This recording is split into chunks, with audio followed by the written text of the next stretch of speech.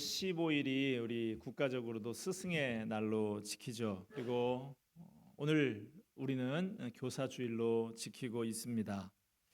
역사적인 위대한 인물 중에 막 빼먹은 자식들로 인해서 가슴앓이를 했던 부모들이 의외로 많이 있습니다. 유명한 작가 해밍웨이의 아들 그레고리는 60세가 넘어서 성전환 수술을 받은 다음 여성 감옥에서 죽었습니다. 아들인데. 발명왕 에디슨의 아들 토마스 주니어는 아버지의 이름을 사칭한 유령 회사를 차렸다가 사기죄로 고발을 당했습니다. 인도의 국민적인 지도자였던 간디의 아들 할리라는 술과 여자에 빠져서 아버지의 장례식에도 참여하지를 못했습니다. 성경의 인물 중에도 사무엘의 아들 요엘과 아비야는 뇌물을 받고 그릇된 판결을 내려서 백성의 지탄이 되었습니다.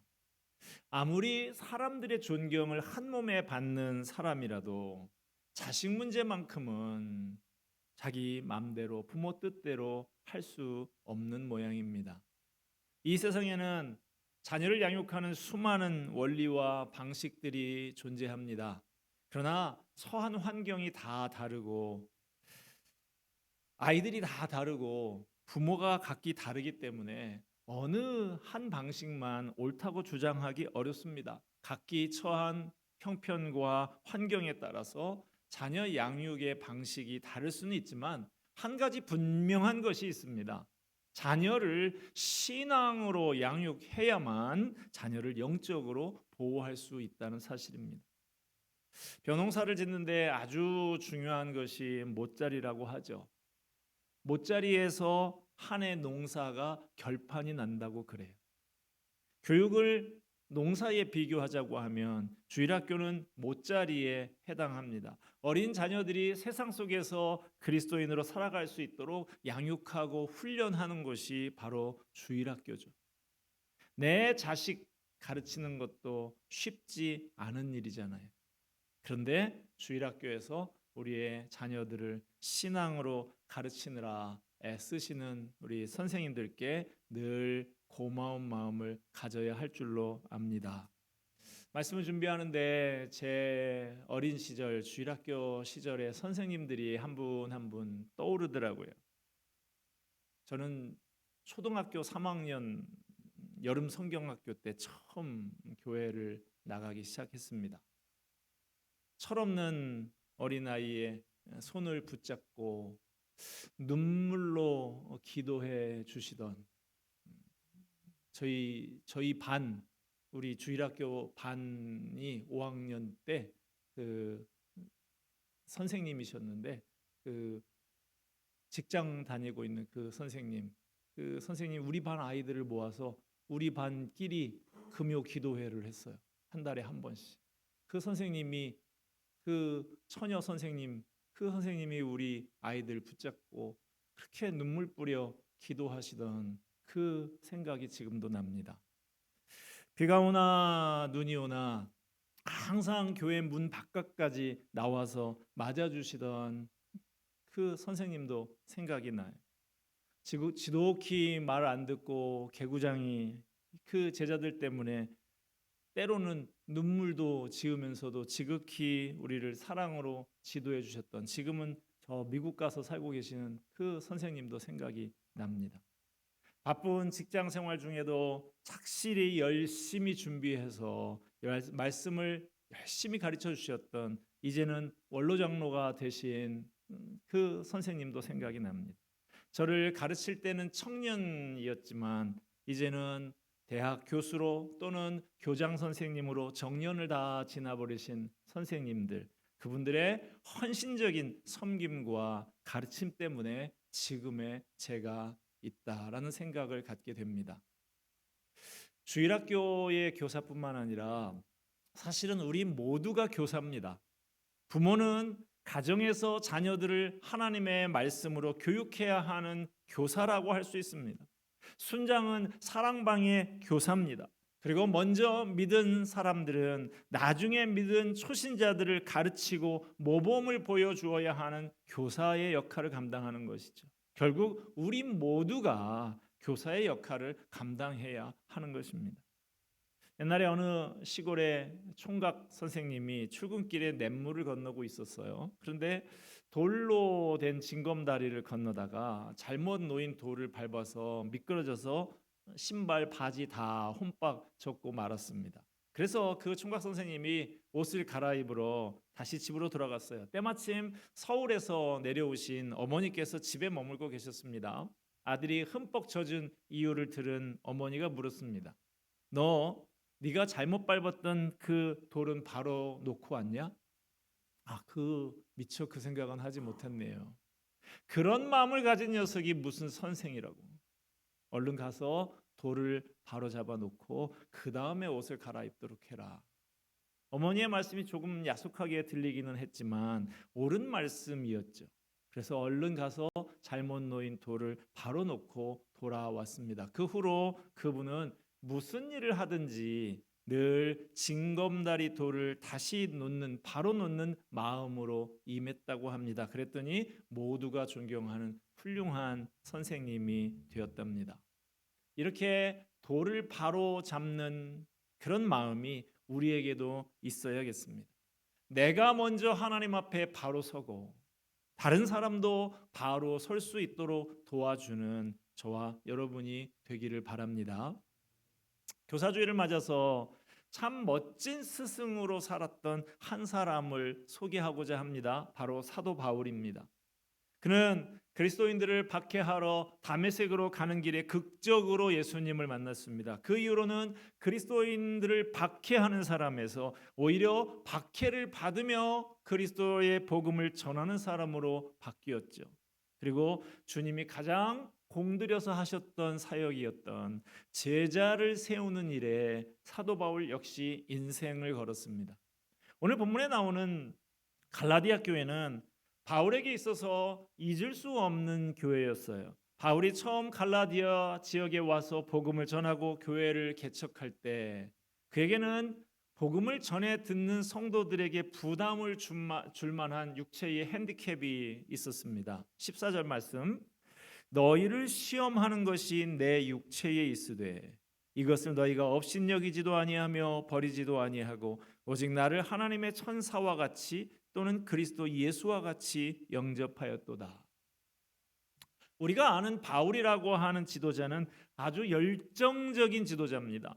한번 결심하면 앞만 보고 달려나가는 사람이었어요. 그런 바울에게도 아픔이 있었습니다. 그것이 너희를 시험하는 것이 내 육체에 있다라는 말이에요. 알려진 바로는 바울에게 질병이 있었습니다. 성경에 어떤 병이다라고 구체적으로 나오지 않기 때문에 그것이 정확히 무슨 질병인지는 잘 몰라요. 여러 의견이 견해가 있습니다. 어떤 사람은 바울이 다메섹으로 가는 길에 주님의 강력한 빛을 보고 실명한 다음에 눈을 뜨기는 했지만 그 후유증으로 안지를 앓으며 평생 고생을 했을 거라고 생각을 합니다. 또 어떤 사람은 바울이 밤빌리아 연안 습지에서 선교를 할 때 말라리아에 걸렸다가 그 후유증을 앓고 있지 않나 하는 그런 생각도 있고요. 어떤 사람은 바울에게 간질, 뇌전증이 있지 않았나 생각하기도 합니다.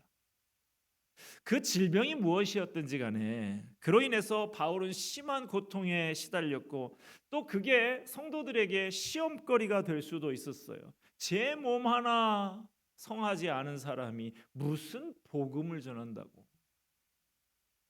그러나 갈라디아 사람들은 그것 때문에 바울을 거절하지도 업신여기지도 않았습니다. 오히려 그를 하나님의 천사같이 예수님과 같이 귀하게 여기면서 영접했다 그랬어요. 바울에게 육신에 약한 점이 있었지만 그래도 그를 여전히 존경하며 사랑하는 사제간의 정이 듬뿍 담긴 교회였던 것입니다. 그러나 바울이 떠난 다음에 그들이 달라지기 시작했어요. 바울이 떠나고 몇 년 후에 갈라디아 교회에 거짓 진리를 가르치는 사람들이 들어와서 많은 사람들이 거기에 넘어가고 말았습니다. 바울에게는 이것이 얼마나 큰 아픔이고 충격인지 모릅니다. 그토록 서로 사랑하고 존경하며 나날이 성장해 나가던 교회가 변질된 모습을 보이고 있으니 이 상황을 듣는 스승 바울의 마음이 얼마나 안타까웠겠습니까? 그러나 그는 결코 물러서지 않았어요. 19절 20절 말씀 봅시다. 나의 자녀들아, 너희 속에 그리스도의 형상을 이루기까지 다시 너희를 위하여 해산하는 수고를 하노니 내가 이제라도 너희와 함께 있어 내 언성을 높이려 함은 너희에 대하여 의혹이 있음이라. 인간이 경험하는 여러 가지 고통이 있지만 보편적으로 경험하는 가장 큰 고통은 해산의 고통이라고 하죠. 우리 교회도 출산을 얼마 남겨놓지 않은 자매들이 있는데 이분들을 보면 한편으로는 축하하는 마음도 있지만 참 힘들겠다 하는 생각도 듭니다. 임신을 하게 되면 입덧이 심한 사람은 제대로 먹지도 못하죠.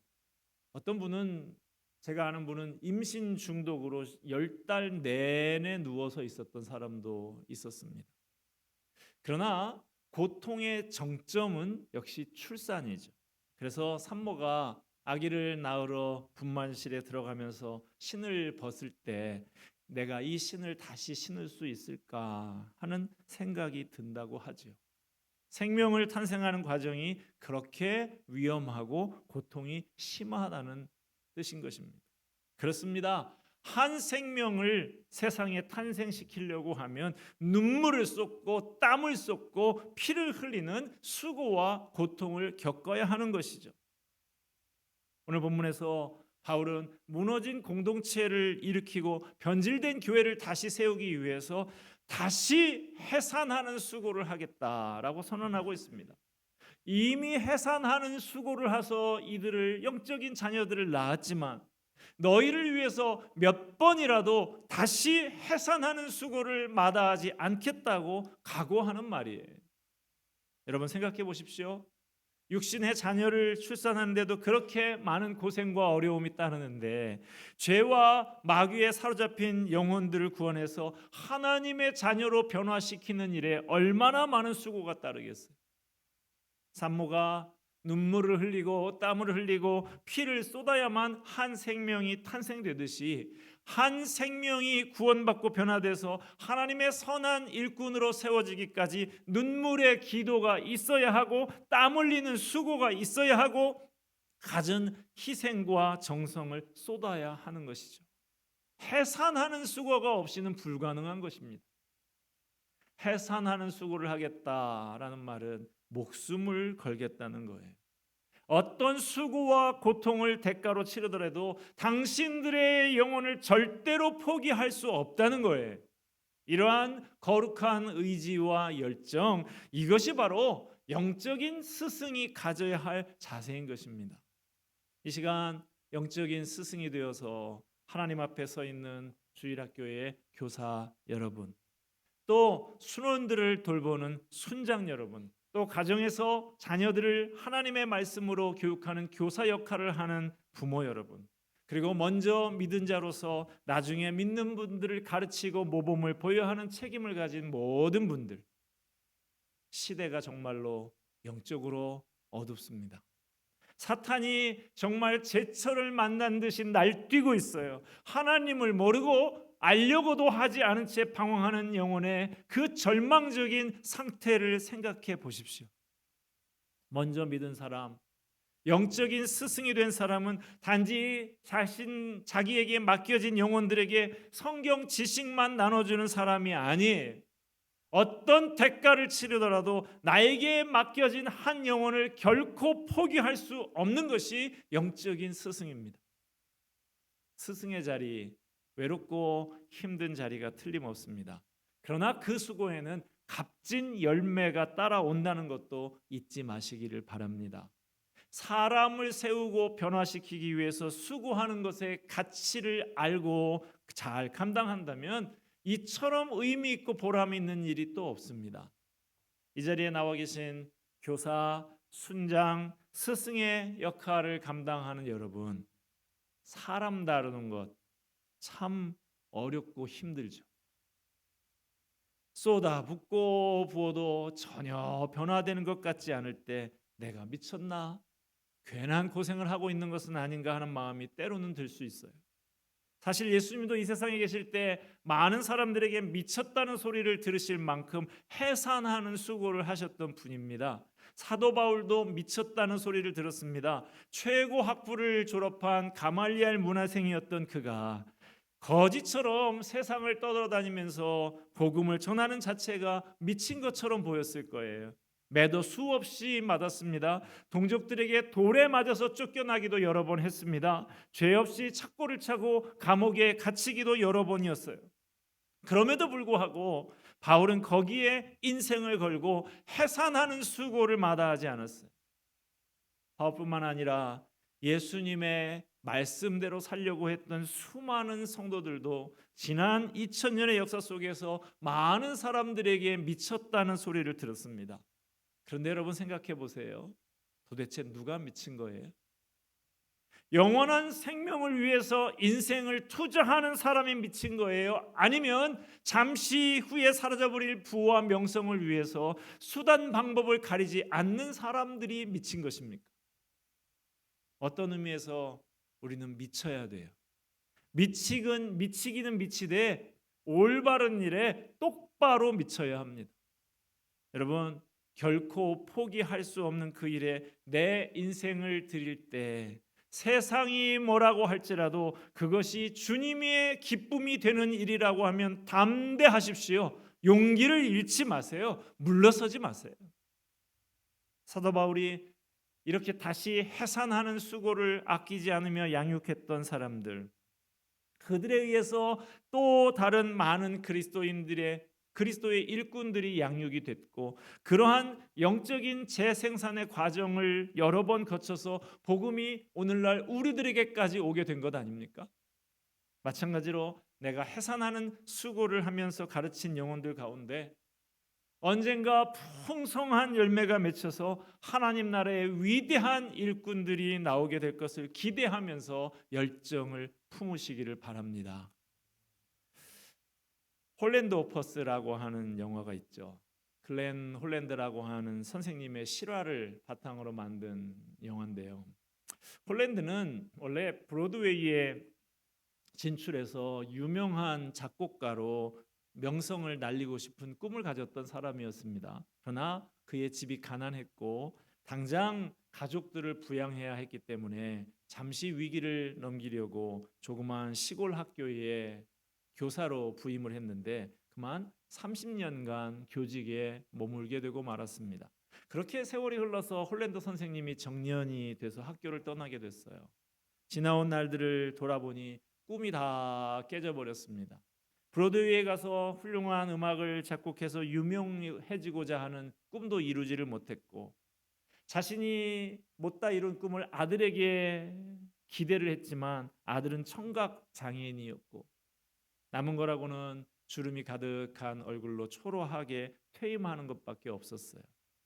홀랜드 선생이 마지막으로 학교를 걸어 나가는데 강당에서 음악 소리가 들려오죠. 의아한 마음으로 강당에 가서 문을 열고 보니까 자신이 가르쳤던 제자들이 강당을 가득 메우고 있었어요. 무대 위에는 제자들로 구성된 오케스트라가 자리를 채우고 있었고 홀랜드 선생님에게 지휘봉이 넘겨집니다. 맨 앞자리에는 과거에 클라리넷을 연주하지 못해서 좌절했던 학생이 앉아 있었어요. 이 학생은 홀랜드 선생님의 칭찬과 격려로 클라리넷을 연주할 수 있게 됐고 현직 주지사가 되어 있었습니다. 연주가 다 끝난 다음에 주지사인 제자가 인사말을 합니다. 홀랜드 선생님은 저와 많은 학생들에게 선한 영향력을 끼치셨습니다. 하지만 혹시 선생님께서 후회하실지도 모른다고 생각을 했습니다. 선생님은 부와 명예를 안겨줄 작곡가가 되기를 원하셨죠. 하지만 지금 선생님은 부자도 아니고 이곳에서만 유명할 뿐입니다. 어찌 보면 실패했다고 생각하실 수도 있습니다. 그러나 그것은 잘못된 판단입니다. 홀랜드 선생님은 부와 명예를 초월한 성공을 하셨기 때문입니다. 주위를 보십시오. 모두가 선생님께 영향을 받은 제자들입니다. 선생님 덕분에 우리는 훌륭하게 성장했습니다. 저희가 선생님의 심포니입니다. 저희의 삶은 선생님의 작품입니다. 저희 한 사람 한 사람이 선생님이 작곡하신 심포니의 음표들입니다. 저희는 선생님 덕분에 아름다운 인생의 음악을 연주하게 되었습니다. 여러분 주변에 여러분의 격려와 사랑을 받고 하나님 앞에서 새로운 인생을 살아가는 사람이 있습니까? 그렇다면 여러분은 위대한 스승이십니다. 그보다 선하고 아름다운 일이 없습니다. 오늘 이 시대는 커다란 위기에 직면해 있습니다. 양심도 정의도 거대한 소용돌이 속에 파묻힌 채 방황하고 있습니다. 세상이 그럴수록 우리에게 더더욱 필요한 사람이 바로 영적인 스승들입니다. 여러분 중에 혹시 이제까지 섬겨오던 영적인 스승 일을 이제는 그만 내려놔야겠다고 생각하는 분이 있습니까? 다시 생각하세요. 다시 마음을 다잡고 오늘 바울 사도처럼 다시 해산하는 수고를 하노라 선언하는 믿음의 스승들이 되시기를 바랍니다. 언젠가는 여러분들의 모든 수고가 아름다운 결실을 맺게 될 것입니다. 특별히 오늘 교사주일을 맞이해서 우리 교회 주일학교에서 땀 흘리고 수고하는 교사 여러분들에게 다시 한번 감사와 격려의 말씀을 드립니다. 그리고 묵묵히 말씀과 기도로 사랑방을 섬기고 계신 순장님들, 청년부 순장들에게도 감사를 드리고 축복을 합니다. 이 자리에 모든 분들도 우리를 위해서 해산하는 수고를 감당하는 영적인 스승들에게 감사하며 나 또한 기꺼이 해산하는 수고를 감당하는 영적인 스승이 되기로 결심하는 이 시간이 되기를 바랍니다. 기도하겠습니다. 은혜와 사랑이 풍성하신 하나님 아버지, 참으로 다시 해산하는 수고를 하노라 결단의 말을 내뱉는 바울 사도와 같이 우리도 이 험한 세상 상처를 주고받으며 방황하고 있는 그 영혼 위하여서 다시 해산하는 수고를 하기로 결심하는 이 시간 되게 하여 주시옵소서.